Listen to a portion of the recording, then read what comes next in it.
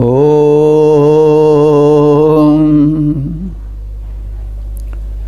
वेद प्रेमियों, सुधे श्रोताओं,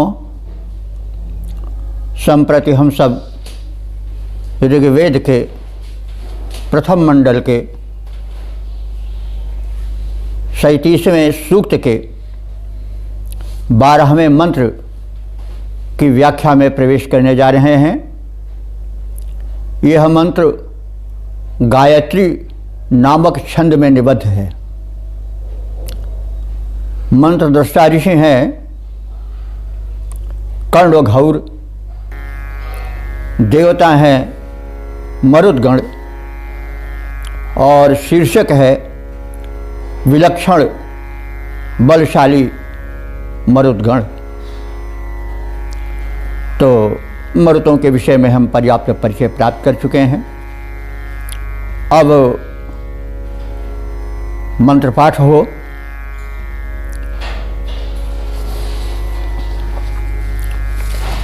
मरुतः ओम मरुतो यद्धवो बलं जना अच्युच्यवीतन गिरिंरच्यवैतन। ओम मरुतो यद्धवो बलं जना अच्युच्यवीतन गिरिंरच्यवीतन।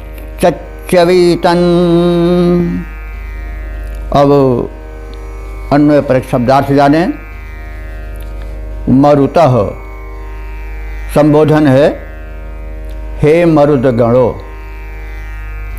यत ह, यत माने जो, ह निपात है, निश्चय सूचक अर्थ का द्योतन करता है। तो यत ह माने जो, सचमुच। हे मरुतो, तुम जो सचमुच हो, वह बलम, तो तुम सचमुच बड़े बलवान हो। और वह माने तुम्हारा, बलम माने बल, जो है वह, जनान माने लोगों को, अचुच्यवीतन प्रकंपित कर देता है। गिरीन लोगों को ही नहीं बल्कि गिरीन माने पर्वतों को, अच्युच्यवीतन माने विचलित कर देता है। तो पर्वत शब्द तो प्रचलित अर्थ में पहाड़ जाना जाता है, अचल होता है और उसको कपाना कठिन होता है। तो आलंकारिक रूप में कह सकते हैं कि पर्वत भी कांप जाते हैं। लेकिन पर्वत का अर्थ जो है वह मेघ भी होता है वैदिक भाषा में, और स्पष्ट हो जाएगा कि वो सार्थक अर्थ है। पर्व कहते हैं पर्त को, जैसे उंगली का पर्व या एक पर्त को भी पर्व कहते हैं, जो नीचा ऊंचा होता है। तो जो पहाड़ होते हैं वो पर्वत इसलिए कहलाते, कुछ में एक जोर सा दिखाई पड़ता है, नतोन्नत शिखर होते हैं। और बादल भी ऐसे होते हैं, एक बादल के ऊपर दूसरे बादल चढ़ते हुए दिखाई पड़ते हैं। कभी कभी गिर की पर्वत की तरह उनकी चोटी भी दिखाई देती है, तो इसलिए भी उनको पर्वत कहा जाता है।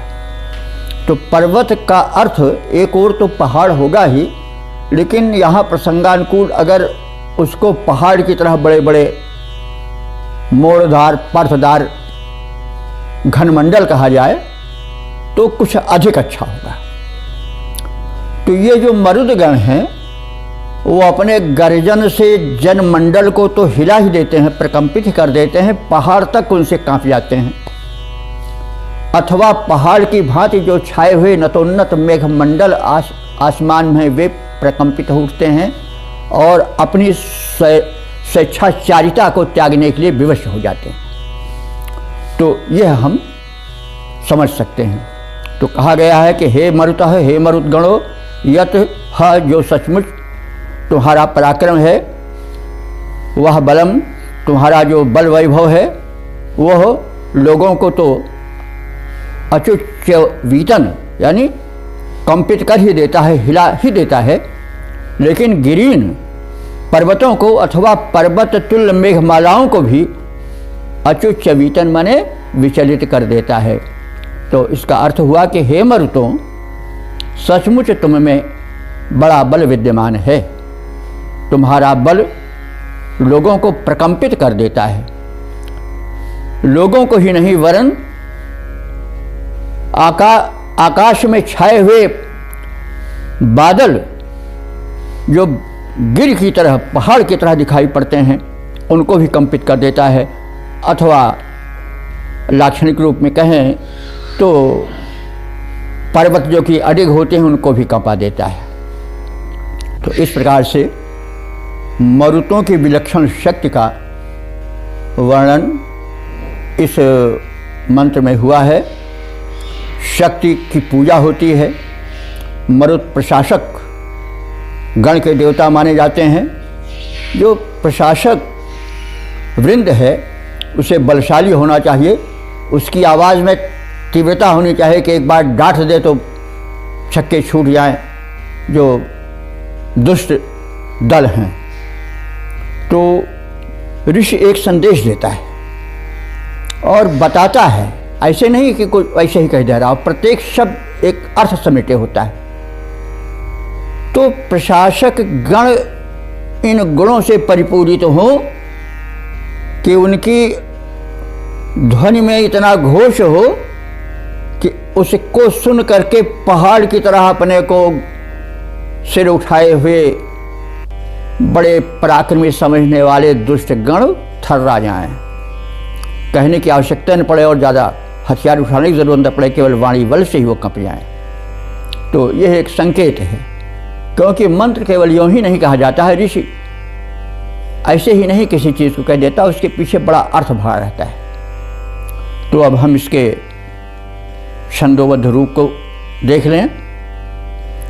मरुद गणो सचमुच में तुम सब अतुलित बल के हो आगार, जिसे देखकर कंपित होने लग जाता सारा संसार। देख विपुल बल मानव भी कंपित होने लग जाते, ऊंचे पर्वत सम घन मंडल कंपित हुए दिखाते। करें कर्म संचार जगत में, करे कर्म संचार जगत में, तेरा बल वैभव विस्तार। मरुत गणों सचमुच में तुम सब अतुलित बल के हो आगार। इसको हम इस प्रकार से भी छंदोबद्ध रूप में देख सकते हैं। मरुद गणों तुम्हारा बल है अपार और, मरुद गणों तुम्हारा बल है अपार और, लहराता शक्ति का विशाल पारावार है, लहराता शक्ति का विशाल पारावार है। बल का प्रसार देख कंपता संसार सारा, कोई कर सकता न उसे कभी पार है। जल थल चारों ओर तेरा ही प्रसार वीर, जल थल चारों ओर तेरा ही प्रसार वीर, कोई सह पाता नहीं प्रबल प्रहार है। गिरि के समान या समान में जो छाए मेघ, जाते हैं उड़ाए तेरे द्वारा बार बार हैं, जाते हैं उड़ाए तेरे द्वारा बार बार हैं। तो इस प्रकार से प्रशासक वर्ग को बलशाली और पूर्ण रूप से लोकोपकारी होना चाहिए, यह संदेश है। ओम वेद प्रेमियों, सुधी श्रोताओं, संप्रति हम सब ऋग्वेद के प्रथम मंडल के 37वें सूक्त के 13वें मंत्र की व्याख्या में प्रवेश करने जा रहे हैं। यह मंत्र गायत्री नामक छंद में निबद्ध है। दृष्टा ऋषि हैं कण्वघौर, देवता हैं मरुदगण, शीर्षक है उच्च घोष धारी मरुदगण। अब इस अर्थ को समेटे हुए मंत्र का पाठ हो जाए। यद्धो यान्ति ओम यद्ध यान्ति मरुतः संब्रुवते ध्वन्ना शृणोति कश्चित् दोषाम्। ओ यद्ध्यान्ति मरुतः संब्रुवते ध्वन्ना शृणोति कश्चित् देशाम। अब शब्दार्थ से परिचित हो लें। यतः जिस समय मरुतः यान्ति, मरुदगण यान्ति माने चलते हैं, या गमनार्थक धातु है और याति यान्ति बहुवचन है। तो मरुतः मरुदगण यतः जिस समय यान्ति चलते हैं, गमन करते हैं। अध्वन, अध्वन माने मार्ग में, अध्वन पथ में या मार्ग में। असंब्रुवते ह, आ माने भली भांति। देखिए दो आ होते हैं, एक छोटा होता है तो निषेध अर्थ में आता है, बड़ा होता है तो पर्यंत में अर्थ देता है। तो असंब्रुवंते माने भली प्रकार से, संब्रुवंते माने वार्तालाप करते हैं, चुपके चुपके नहीं। जो खुले दिल वाले होते हैं वो स्पष्ट बात करते हैं। तो असंब्रुवते, वे भली प्रकार से वार्तालाप करते हैं, यानी घोष करते हैं, यह समझें। मानवीकरण है इसलिए मनुष्य की तरह वार्तालाप करना बताया गया है। वैसे दिव्य शक्तियाँ हैं, चेतन हैं, फिर भी असंब्रुवते ह, ये सभी परस्पर वार्तालाप करते चलते हैं। प्रशासकों को चाहिए कि परस्पर वार्तालाप करें कि कहाँ क्या करना उचित है, क्या नहीं करना उचित है, किस प्रकार से आगे बढ़ा जाए, हमारी नीति क्या हो, आदि आदि समझा जा सकता है। तो ये जब चलते हैं तो संब्रुवते ह, भली प्रकार से परस्पर वार्तालाप करते हुए चलते हैं। ऐशाम माने इनका शब्द जो है कहचित, कहचित माने कौन नहीं, शृणोति सुनता है। तो जिस समय मरुदगण गमन करते हैं, मार्ग में वार्तालाप करते चलते हैं, उस समय उनके शब्दों को भला कौन नहीं सुनता है, अर्थात सभी सुन लेते हैं। तो इस प्रकार से मरुतों के उच्च घोष को बताया गया है। प्रशासक गण हैं, उनके शब्द में घोष होना चाहिए और वे परस्पर लोक कल्याण के लिए, दुष्टों के दमन के लिए उपाय सुझाते और वार्तालाप करते हुए परस्पर चलें, ऐसा होना चाहिए। तो अब इसका छंदोबद्ध रूप भी देख लें। मरुद गणों का गमन न चुपके से हो पाता है, मरुद गणों का गमन न चुपके से हो पाता है, उनके संदेशों से जग परिचित हो जाता है। जब चलते हैं मरुत परस्पर करते वार्तालाप, तब सारा संसार श्रवण करता उनका आलाप। उनका सबसे, सबका उनसे जुड़ता नाता है, उनका सबसे, सबका उनसे जुड़ता नाता है।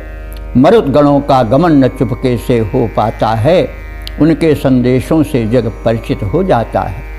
मेघ गरजते हैं, आते हैं तो सभी प्रसन्न हो जाते हैं, जड़ चेतन में एक नई खुशहाली आ जाती है। तो ये तो इसका है। इसका छंदोबद्ध रूप भी देख लें। मरुत हैं शक्तिपुंज जाते जिस ओर से, मरुद हैं शक्तिपुंज जाते जिस ओर से हैं, चारों ओर परिचय अपना बताते हैं। और चुपचाप जाना, चुपचाप जाना कभी इनको सुहाता नहीं, वार्तालाप करते हुए से दिखलाते हैं। कौन ऐसे जो न शब्द सुन पाते इनके हैं, कौन ऐसे जो न शब्द सुन पाते इनके हैं, वीरता के बोल निज सबको सुनाते हैं। वृष्टि का संदेश लाते, ताप को डराते और जोड़ लेते जन जन से स्नेह नाते हैं। जोड़ लेते जन जन से स्नेह नाते हैं। इसलिए संदेश ये है कि जो प्रशासक वर्ग हैं उनको रूक्ष नहीं होना चाहिए, जनसंपर्क से दूर नहीं रहना चाहिए और परस्पर संगठित होकर के दुष्टों के दमनार्थ और लोक कल्याणार्थ कार्य करने चाहिए। ओम।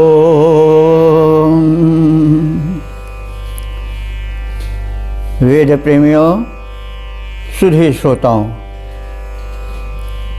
संप्रति हम सब ऋग्वेद के प्रथम मंडल के 37वें सूक्त के 14वें मंत्र की व्याख्या में प्रवेश करने जा रहे हैं।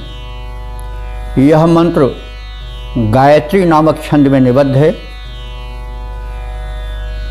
दृष्टा ऋषि हैं कर्णघौर और देवता हैं मरुदगण। शीर्षक है यज्ञस्थल में अर्थात कर्म क्षेत्र में मरुतों का स्वागत हो। अब इस अर्थ को व्यक्त करने वाले मंत्र का पाठ कर लिया जाए। प्रयात ओम प्रयात शोभमाशुभिः सन्ति कर्णेषु वो दुवः तत्रोषुमादयाध्वे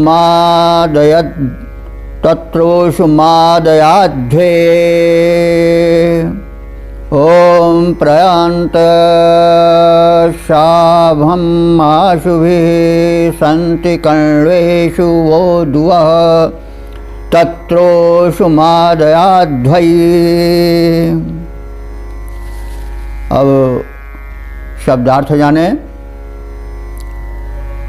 आशुभिः, आशुभिः कहते हैं तीव्र गति द्वारा। आशु से आशुभिः बना है तृतीया बहुवचन में, तो तीव्र गतियों द्वारा आशुभिः का अर्थ होगा। शीमम, शीमम माने वेगपूर्वक। ये वैदिक शब्द हैं, बहुत कम प्रचलित हैं या अप्रचलित हो गए हैं। तो शीमम का अर्थ होता है वेगपूर्वक। प्रयात माने चलो, या धातु है उपसर्ग है और प्रयात माने चलो, गमन करो। कर्णवेषु, कर्णवेषु शब्द व्यक्ति वाचक भी है और जाति वाचक संज्ञा रूप में भी देखा जा सकता है। वैसे कर्ण एक ऋषि परिवार है, इसीलिए कर्णवेषु कहा गया है। कर्ण का सप्तमी बहुवचन कर्णवेषु होगा। तो कर्णों में माने कर्णवंशीय ऋषियों के यज्ञ में, शुभ कर्म में, अथवा हम अगर जातिवाचक संज्ञा के रूप में देखें तो कर्ण का अर्थ होता है मेधावी, बुद्धिमान। तो मेधावियों अथवा बुद्धिमानों के यज्ञ में वह माने तुम्हारे, दुवह संति माने सत्कार होने की प्रक्रिया चल रही है। दुवह सत्कार, संति माने हो रहे हैं, प्रक्रियाएं हो रही हैं। किसकी? दुवह माने सत्कार की। तत्व माने उधर, उस ओर जिस ओर तुम्हारे सत्कार की, स्वागत की तैयारी हो रही है। सुमदयाध्वयी, सुमादयाध्वयी, सुमादयाध्वयी का अर्थ हुआ भली भांति से तृप्त बन जाओ। तो यह बताया गया है कि आप से हमने याचनाएं बहुत किया, आपकी हमने जो है वो जनहित में की जाने वाली प्रक्रियाओं को देखा, दुष्ट दमन के कृत्य देखे। अब हम उपासकों का भी कर्तव्य है कि आपका स्वागत सत्कार करें और प्रार्थना करें और आपके गुणों का वर्णन करें, स्वागत करें आदि बातें हैं। तो सपाट अर्थ हम देख लें कि हे शक्ति के प्रतीक, प्रशासक वर्ग के उन्नायक और प्रतीक, हे मरुतों, अपने तीव्रगामी वाहनों के द्वारा शीघ्रता से यज्ञ स्थल पर आओ अथवा हमारे कर्म क्षेत्र में आओ, तुम्हारा स्वागत है। जैसे पहले कहा गया है कि यज्ञ का केवल वही स्थान नहीं लेना चाहिए जहां अग्नि प्रज्वलित हो, आहुति डाली जा रही हो, वो तो एक रूप है। हम जो भी कर्म क्षेत्र चुने हैं, चाहे वो हो अध्यापन का हो, चाहे मेडिकल का हो, वो सब यज्ञ ही है। तो हम जो शुभ कर्म कर रहे हैं, उस शुभ कर्म रूपी यज्ञ में आप पधारो, वहाँ हम आपका स्वागत करेंगे। और जो मेधावी अनुष्ठान करता है, वे तुम्हारे स्वागत सत्कार हेतु समुद्यत हैं, विधिवत तैयारी किए हुए बैठे हैं। वहाँ आओ, पधारो और विधिवत तृप्ति प्राप्त करो। तो इस प्रकार से यह संदेश है कि जो लोकोपकारी हैं और कार्य कर रहे हैं जनहित में, दूसरों का दमन कर रहे हैं, यह तो उनका कर्तव्य हुआ, लेकिन जनता का भी कर्तव्य है। उनका क्या कर्तव्य है कि उन लोगों को सम्मान दें, उनका स्वागत सत्कार करें, उनके प्रति कृतज्ञ बने। यह संदेश है। इसका पद्य रूपांतरण देखें। मरुत तीव्रगामी वाहन से अनुष्ठान में आओ। मरुत तीव्रगामी वाहन से अनुष्ठान में आओ, यजमानों के यज्ञ सफल कर उपकृत उन्हें बनाओ। बुद्धिमान यजमान तुम्हारे स्वागत करना चाहें, वे करके सत्कार तुम्हारा शुचि सुख भरना चाहें। आओ, सम्यक तृप्ति प्राप्त कर हमको तृप्त कराओ। मरुत तीव्रगामी वाहन से अनुष्ठान में आओ, यजमानों के यज्ञ सफल कर उपकृत उन्हें बनाओ। ये तो गीतात्मक भाव हुआ। अब इसके घनाक्षरी छंद में अभिव्यक्त भाव का भी श्रवण हो जाए। तो वेगवान वाहनों से शीघ्र ही पधारो वीर, वेगवान वाहनों से शीघ्र ही पधारो वीर, भक्त तेरे स्वागत की करते तैयारी हैं। यज्ञ करते हैं ज्ञानी धन्य करते हैं धरा, यज्ञ करते हैं ज्ञानी धन्य करते हैं धरा। तेरे स्वागत के हेतु हर्ष बड़ा भारी है, तेरे स्वागत के हेतु हर्ष बड़ा भारी है। यजमान बुद्धिमान स्वागत में लीन सभी शीघ्र शीघ्र ही पधारो, मरु तो तुम्हारी बारी है। और खान पान द्वारा तृप्त होने हेतु आओ शीघ्र, हमको सुखी बनावो प्रार्थना हमारी है। इस प्रकार से जनता को, प्रशासकों को सम्मान प्रदान करना चाहिए और उनका स्वागत करना चाहिए। यह संदेश इसमें निहित है।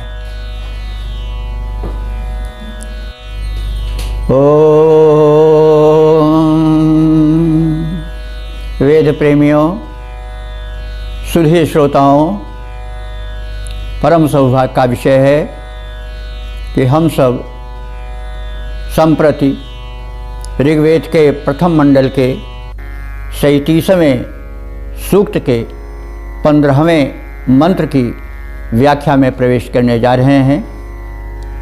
यह मंत्र गायत्री नामक छंद में निबद्ध है। मंत्र दृष्टा ऋषि हैं कर्णोघौर, देवता हैं मरुद्गण और इसका विषय है सुख शांति पूर्ण दीर्घायु की चाह। यह मंत्र इस सूक्त का समापन वाला अंतिम मंत्र है।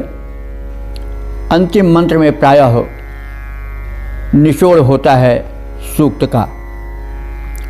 तो अब सुख शांतिपूर्ण दीर्घ जीवन की मरुतों से कामना विषयक मंत्र का प्रथम पाठ हो जाए। ओम अस्ति हि स्मा मदायवः स्मसि स्मा वयमेषां विश्वं चिदायुर्जीवसे।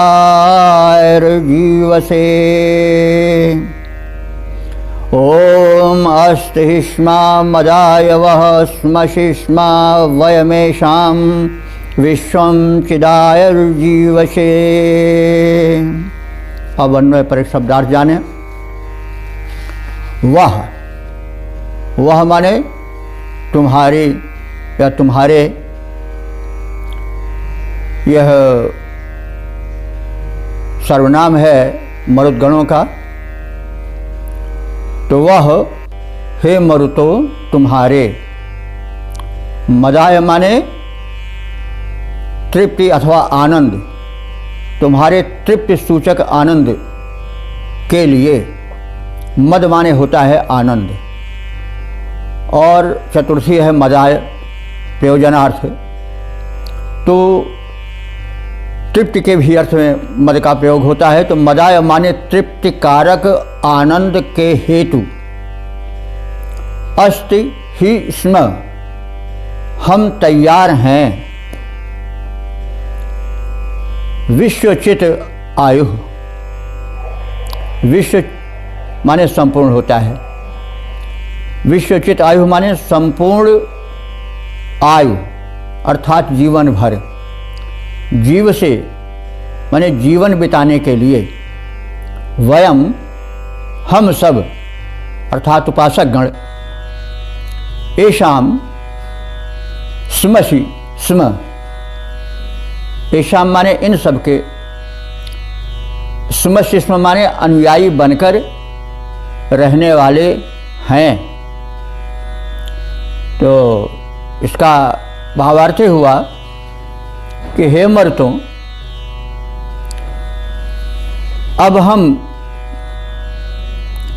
तुम्हारी तृप्ति के लिए हव्य समर्पित करते हैं। हव्य स्वागत सामग्री हुई, यज्ञ में आहुति हुई।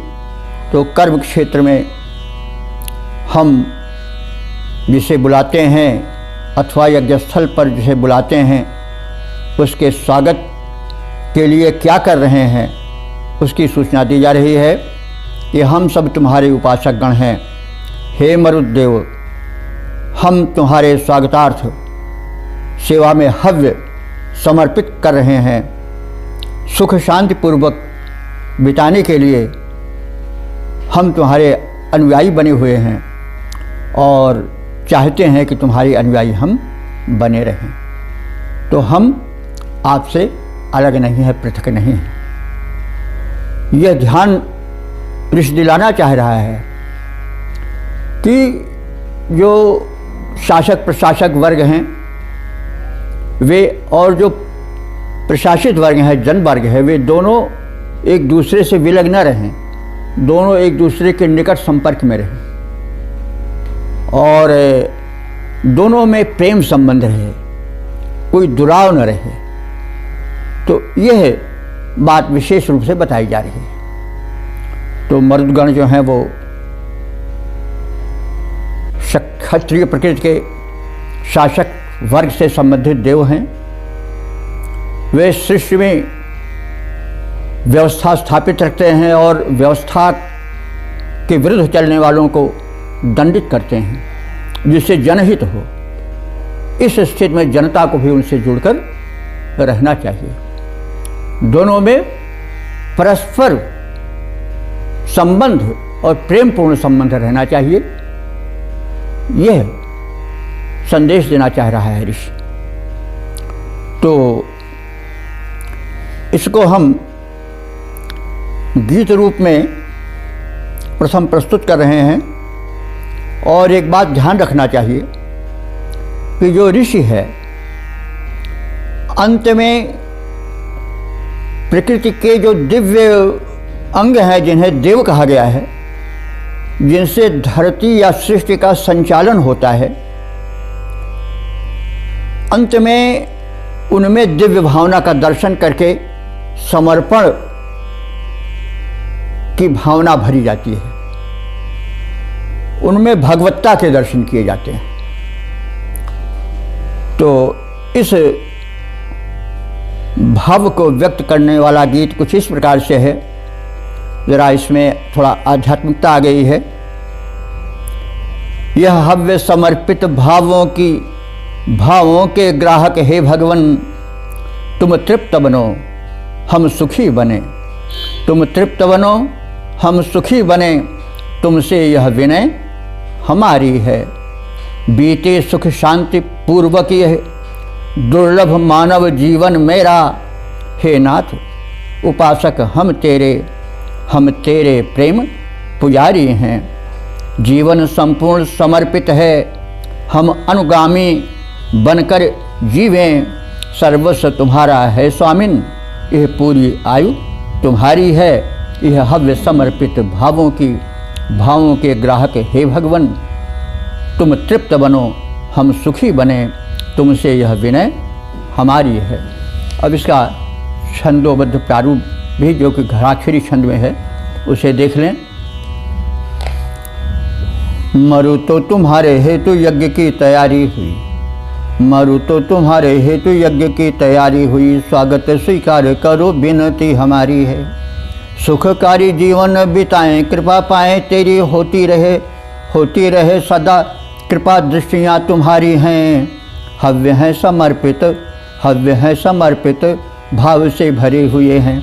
हो प्रसन्न भगवन विनती हमारी है। पूर्ण आयु पाएं और सुख से बिताएं उसे, पूर्ण आयु पाएं और सुख से बिताएं उसे। प्रभु हम सब तेरे प्रेम के पुजारी हैं, प्रभु हम सब तेरे प्रेम के पुजारी हैं। अब हम इसका सूक्त का संक्षिप्त सार जान लें। ऋग्वेद के प्रथम मंडल के 37वें सूक्त का हम लोग व्याख्या सुने हैं। इस सूक्त संख्या 37 में 15 मंत्र हैं। अब तक व्याख्यायित मंत्र 456 संख्यक हो चुके हैं। इस सूक्त के मंत्र दस्तारिश कर्णघौर हैं, छंद गायत्री है, देवता मरुद्गण हैं। मरुद्गण क्षत्रिय प्राकृतिक देवता हैं और उनमें वे गुण बताए गए हैं जो एक प्रशासक में होने चाहिए। प्रशासक को स्वभाव से उग्र होना चाहिए, क्योंकि प्रशासन में उग्रता का एक अपना स्थान होता है। लेकिन उग्रता जो है वो अहंकार से नहीं भरी होनी चाहिए। उग्रता दुष्टों के प्रति होनी चाहिए, सज्जनों के प्रति नहीं। और